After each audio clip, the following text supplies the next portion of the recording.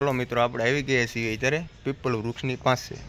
તો પીપલ વૃક્ષને પાણી ચડાવવાથી કેટલું ફળ મળે એ તમને વિડીયોમાં વાત કરવાની છે, બરાબર? તો વિડીયોમાં બને રહેજો। જો મિત્રો આ પીપલ વૃક્ષ છે, બરાબર? આ પીપલ વૃક્ષમાં કહેવાય છે કે વિષ્ણુનો વાસ હોય છે, ભગવાન વિષ્ણુ ભગવાનનો વાસ હોય છે, બરાબર? તો અને આપણા પિતૃઓનો પણ આમાં વાસ હોય છે, બરાબર? તો દરરોજ સવારમાં એક લોટો જળ ચડાવવાથી આપણા પિતૃઓ હોય એ આપણી ઉપર ખૂબ રાજી રહેશે, બરાબર? અને બીજું ભગવાન વિષ્ણુ ખૂબ રાજી રહેશે, આપણા પિતૃ હોય કે આપણા પર પિતૃ હોય, કોઈ પણ હોય, બરાબર? અને ખાસ કરીને અમાસના દિવસે અવશ્ય આ કામ કરો, બરાબર?